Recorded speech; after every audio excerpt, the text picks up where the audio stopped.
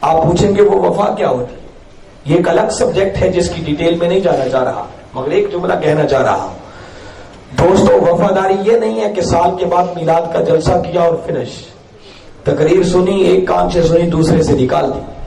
میلاد کا مہینہ آیا، جھنڈیاں لگا لی، چراغاں کر لیا، جلوس نکال لیا اور کہا ہم سے بڑھ کر وفادار کون ہے. نہیں، وفاداری یہ ہے کہ پھر کم سے کم خود کو آقا کی سیرت کے رنگ میں اس قدر تو رنگنے والے بن جاؤ، اپنے کردار کو اس حد تک تو بدلنے والے بن جاؤ کہ جو دیکھے بے ساختہ کہنے پر مجبور ہو جائے کہ جس نبی کے غلام اتنے اچھے ہیں وہ نبی خود کتنی شان والا ہو. ایسے سمجھ جاؤ کہ لوگ دیکھیں ہمیں اور نعرے آقا کی عظمت کے لگ جائیں. اور اگر خود کو آقا کی سیرت کے رنگ میں رنگا ہی نہ، بس صرف میلاد کے جلسے منا کے ختم کر دیے بات، تو یہ محبت نہیں ہے، یہ وفاداری نہیں ہے، یہ میلاد منانا ادھورا ہے.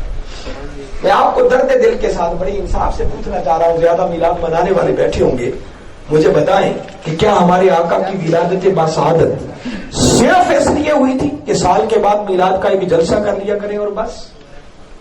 میلاد بنانا بجا، میں بتا چکا ہوں، جس طرح منہاج القرآن میلاد بناتا ہے وہ اس صدی میں اپنی مثال آپ ہے. مگر میں اگلا ایک شعور بیدار کرنا چاہ رہا ہوں، کیا ولادت صرف اس لیے ہوئی تھی کہ بس میلاد کے جلسے کیا کریں؟ کوئی بھی ذی شعور شخص اس بات سے اتفاق نہیں کر سکتا. تو کوئی پوچھے پھر بتائیں ولادت کیوں ہوئی تھی؟ میلاد اپنی جگہ پر بجا، وہ ہمارے ایمانوں کا تقاضا ہے، کملی والے آقا کی محبت کا تقاضا ہے. مگر ولادت ہوئی صرف اس لیے نہیں تھی کہ میلاد کے جلسے کرتے رہیں اور بس اور کچھ نہ کریں. نہیں، میرے آقا کی ولادت باسعادت ہوئی اس لیے تھی کہ اس انسانیت کو اس نبی کی سیرت عطا کی جائے. اگر سیرت عطا کرنا مقصود نہ ہوتا تو میرے آقا کو لبادہ بشری میں بھیجنے کی ضرورت ہی نہیں تھی. اور اگر اس سیرت تک ہی نہ پہنچے، خالی میلاد بنا کے بس کر دی، تو یہ ادھورا میلاد ہے. میلاد بنانے کا حق تب ادا ہوتا ہے کہ دل میں اس میلاد والے رسول کی محبت، عشق اور ادب ہو اور تن پر سیرت مصطفیٰ کا پہنا ہو. دونوں چیزیں جمع ہو گئی تو سمجھو دنیا بھی سمجھ گئی اور آخرت بھی سمجھ گئی. مگر آج ہم آقا کی سیرت سے بھی کوسوں دور ہو چکے ہیں. سیرت ایک الگ پورا سبجیکٹ ہے. اب سب کچھ تو بیان کرنا مقصود نہیں اور نہ ہو سکتا ہے. کئی گوشے میں دوران خطاب یہی آپ کو بتاتا رہا، مگر ایک اہم گوشہ اور ہے جس کی طرف متوجہ کرنا ضروری ہے. ہمارے آقا کی سیرت اور کردار تو یہ ہے کہ مکہ کے بڑے بڑے وڈیرے بھی ہمارے آقا کو کبھی خرید نہیں سکے تھے. میرے آقا نے ہمیشہ حق کو حق کہا اور باطل کو باطل کہا. یہ آقا کی سیرت کا سب سے بڑا کردار ہے. شان یہ تھی کہ جان کے دشمن بھی آپ کو صادق اور امین کے لقب سے یاد کرتے تھے جان کے دشمن، مگر جب امانتیں رکھنے کا وقت آتا تو میرے آقا سے بڑھ کر ان کو قابل ٹرسٹ اور قابل اعتماد بندہ کوئی نہیں کرتا. مگر اس کے باوجود بھی میرے آقا کی سیرت اور کردار یہ تھی کہ میرے آقا نے کبھی کسی کے ساتھ سودے بازی نہیں کی تھی. جسٹ قرآن پاک کی سورہ کافرون کو پڑھے، اس کے پس منظر کو پڑھے، سمجھ آ جائے گا اس نبی کی کردار کیا. جب مکہ کے بڑے بڑے وڈیرے آ گئے اور آ کر کہنے لگے محمد صلی اللہ علیہ وسلم کو مال و دولت چاہیے، تیرے قدموں میں ڈھیر لگا دے. کوئی عہدہ اور منصب چاہیے تو اپنا سردار بھی بنا دیں گے. کوئی حسین و جمیل عورت سے شادی چاہیے تو یہ خواہش بھی پوری کر دیں گے. مگر ہمارے ان جھوٹے خداؤں کو برا بلا کہنا چھوڑ. قربان جاؤں جو میرے آقا نے جواب دیا. تاریخی جملہ ہے جو میرے آقا کی زبان اقدس سے نکلا. میرے آقا نے فرمایا کہ میرے ایک ہاتھ پر چاند اور دوسرے پر سورج بھی لا کر رکھ دو تو محمد کبھی حق کہنے سے باز نہیں آ سکتا. یہ ہے اس نبی کی سیرت اور کردار. دوستو، جب تک خود کو اس سیرت کے رنگ میں رنگتے نہیں ہے اس نبی کے وفادار نہیں بن سکتے. اور جب تک وفادار نہیں بنتے، یاد رکھو یہ ذلت و رسوائی ختم نہیں ہو سکتی. وہ اقبال نے کہا تھا نا کہ اگر ذلت و رسوائی کو ختم کرنا چاہتے ہو تو آقا کے وفادار بن جاؤ. جواب شکوہ کا شعر ہے، وہ خدا کی طرف سے بندوں سے کہتا ہے کہ خدا بندوں سے کہہ رہا ہے کہ بندے کی محمد سے وفا تو نے تو ہم تیرے یہ جہاں چیز ہے کیا، لوح و قلم تیرے. اگر بندہ مصطفیٰ کا وفادار بن جائے تو پھر خدا بھی بندے کا ہے اور خدا کی ساری خدائی بھی بندے کی ہے. مگر ہماری وفاداری کا عالم یہ کہ آقا تو وہ جو فرمائے کہ ایک ہاتھ پر چاند اور دوسرے پر سورج بھی لا کر رکھ دو تو حق کہنے سے باز نہیں آ سکتا. مگر آج امتیوں کا عالم یہ ہے کہ امت 500 روپے پہ بک جاتی. پھر شکوے کیسے؟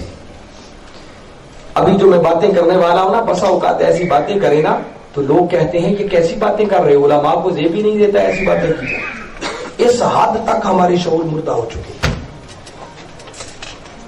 آج جو پاکستان کے حالات ہیں، اس وقت جس کرب سے گزر رہے ہیں، آپ کو پتا ہے کہ مہنگائی دن بدن بڑھتی چلی جا رہی ہے، غریب بیچارہ پستا چلا جا رہا، لوگ حلال کے 2 لقموں کو ترس رہے ہیں. اور پچھلے دنوں کراچی کے اندر 2000 لوگوں نے دستخط کر کے علماء سے فتویٰ پوچھا کہ یہ جو مہنگائی ہے، بے روزگاری ہے، کھانے کو کچھ نہیں مل رہا، بھوکے مر رہے ہیں، بتائیں ایسے حالات کے اندر ہمارے لیے حرام کھانا جائز ہوا ہے یا نہیں ہوا؟ اس حد تک حالات ابتر ہو چکے. اگر کسی کو 2 وقت کی روٹی مل رہی ہے تو وہ اللہ کا شکر ادا کرے، ورنہ نہ جانے آنے والے حالات کیسا منظر پیش کرنے والے. مگر یہ جو کچھ ہو رہا ہے، یاد رکھو اس کا کوئی ذمہ دار نہیں ہے، ذمہ دار ہم سب خود ہیں. اس وقت اجتماعی طور پر قوم کا تصور ختم ہو چکا ہے. اس قوم کو ایسے کاموں میں الجھا دیا گیا ہے کہ کسی دوسرے پڑوسی کا بھی درد باقی نہیں رہا. حال یہ ہو چکا ہے کہ پڑوسی مر جائے کسی کی آنکھ سے ایک آنسو نہیں نکلتا ہے. آئے روز اخبارات میں پڑھتے ہیں، ٹی وی پہ سنتے ہیں کیسے کیسے ظلم اور ناانصافیاں ہو رہی ہیں، مگر کوئی آواز اٹھانے کو تیار نہیں. دوسروں کے ساتھ ہو رہا ہے، مگر جب اس کے اپنے ساتھ ہوتا ہے پھر چیختا ہے اب ظلم ہو رہا ہے، زیادتی ہو رہی ہے. یہ احساس اٹھتا جا رہا ہے قوم کے اندر سے.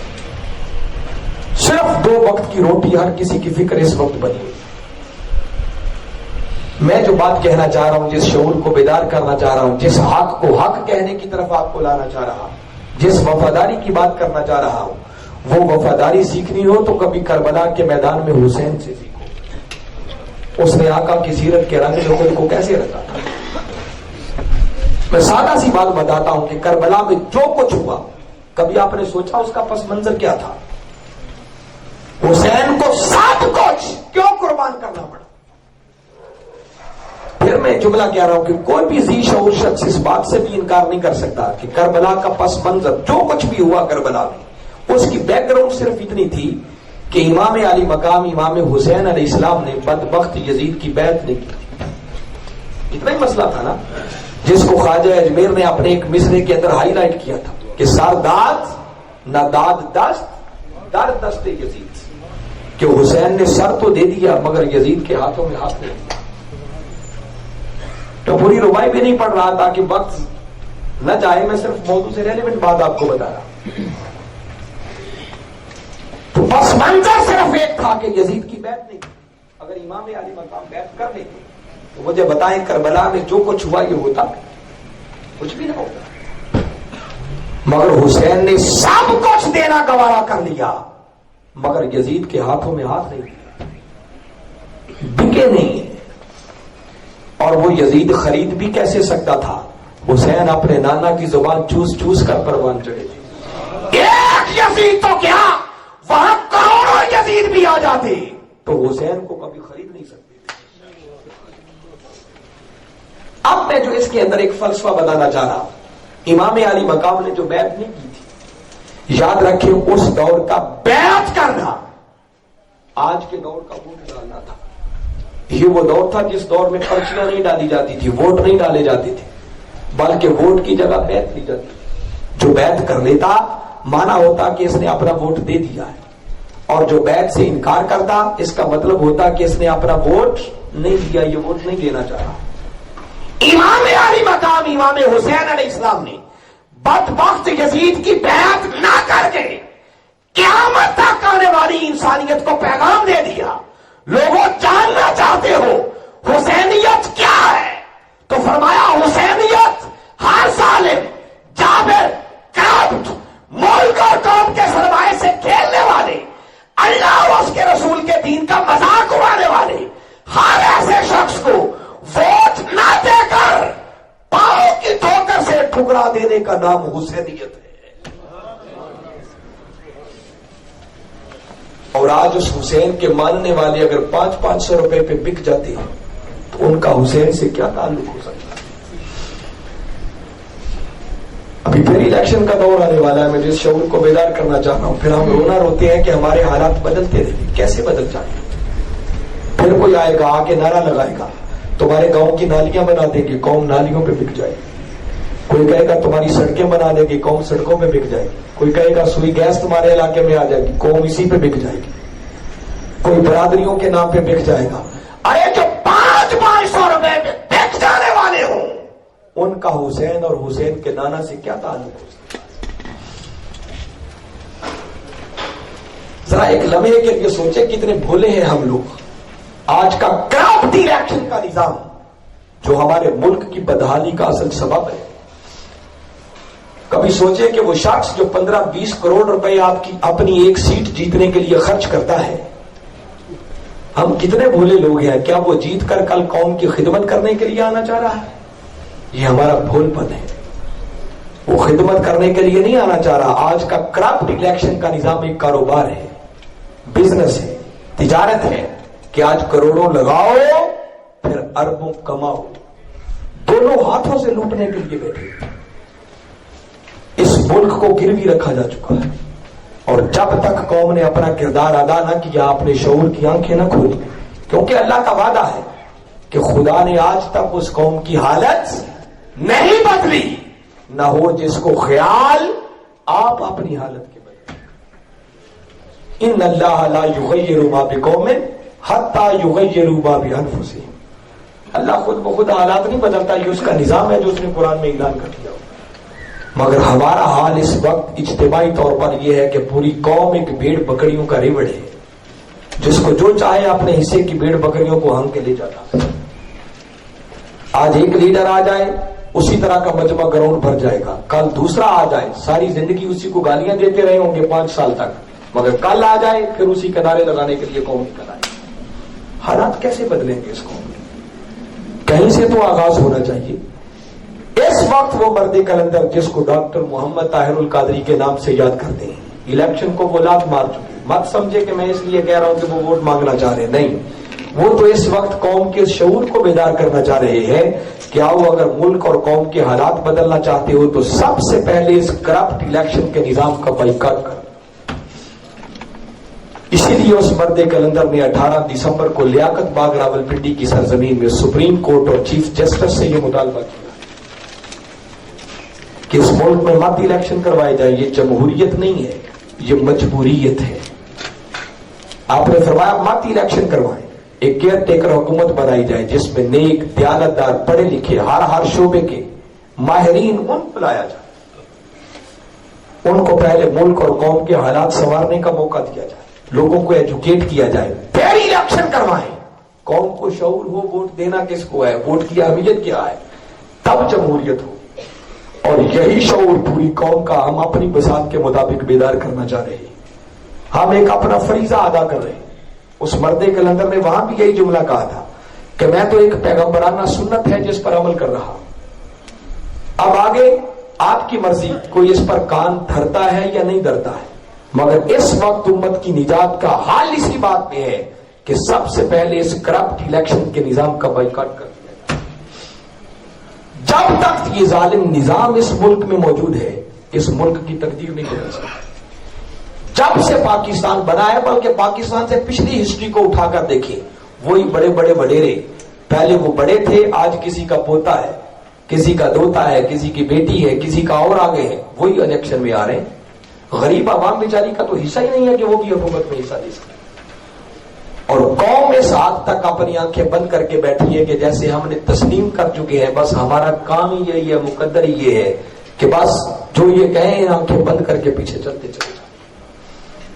دوستو اس شعور کی آنکھیں کھولنی ہوگی، اپنے شعور کو بیدار کرنا ہوگا، حق کو حق کہنا ہوگا، باطل کو باطل کہنا ہوگا۔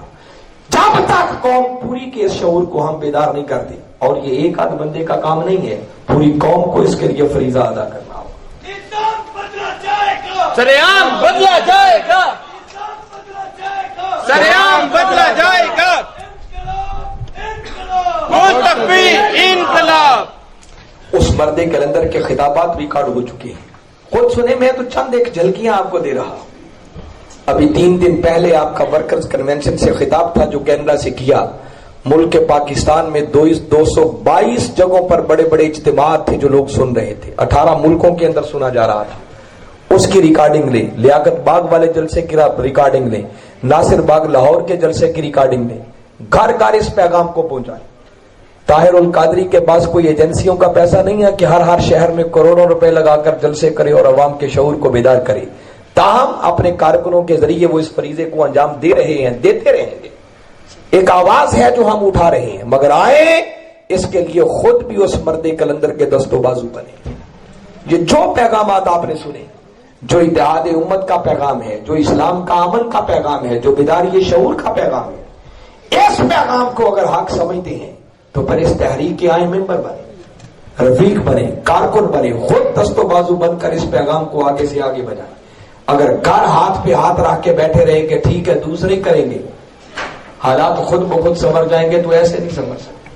جب تک ہر شخص اپنا فریضہ ادا نہیں کرتا تب تک کبھی قوم کی تقدیر نہیں بدل سکتی۔ اقبال نے کہا تھا کہ افراد کے ہاتھوں میں ہے اقوام کی تقدیر، اور ہر فرد ہے ملت کے مقدر کا ستارہ۔ ہر شخص کو اپنا کردار ادا کرنا ہوگا، اور جب یہ عزم پیدا ہو جائے، ایک جذبہ دل میں ابھر آئے کہ ہاں میں بھی کردار ادا کرنا چاہ رہا ہوں، تو یاد رکھیں پھر تنہا نہ رہے، پھر اکیلے اکیلے رہنے سے کام نہیں ہوتا۔ یہ بات بھی اقبال نے کی تھی کہ فرد قائم ربط ملت سے ہے، تنہا کچھ نہیں، موج ہے دریا میں اور بیرون دریا کچھ نہیں۔ پھر اپنی وہ انتہائی، وہ انفرادی طاقتوں کو اور انفرادی کوششوں کو اس بڑے منہاج القرآن کے سمندر کے اندر ضم کریں۔ انشاءاللہ وہ وقت دور نہیں ہے جب اس مرد کلندر کی قیادت میں مستحوی انقلاب کا سویرا طلوع ہو کر رہے گا۔ حالات جیسے بھی ہمیں مایوسی نہیں ہے، حالات خود قوم کو انقلاب کی طرف لا رہے ہیں، مگر ضرورت ہے صبر کیا کہ ہم میں سے ہر شخص اپنا کردار ادا کرنے والا بنے، تاکہ جلد سے یہ جلد قوم اپنی منزل تک پہنچ سکے۔ میں انہی کلمات کے ساتھ بارے دیگر جملہ منتظمین کو، ڈاکٹر اللہ بخش بٹی صاحب کو، ان کی پوری ٹیم کو، منہاج القرآن یوتھ لیگ کے نوجوانوں کو، مستوفی اسٹوڈنٹس موومنٹ کے طلباء کو، آپ تمام احباب کو جنہوں نے دیر تک بیٹھ کر میری ٹوٹی پھوٹی ان گزارشات کو سنا، میں سب کو مبارکباد بھی پیش کرتا ہوں۔ دعا گو ہوں کہ اللہ رب العزت آپ کی اس کاوش کو قبول فرمائے، اور جو کچھ میں نے کہا سمجھ کر ایمان لانے کی، آقا کی سچی اور سچی غلامی کا پٹا اپنے گلے میں ڈال کر آقا کے دین کی سربلندی کے لیے اپنا کردار ادا کرنے کی توفیق عطا فرمائے۔ وما علینا الا البلاغ۔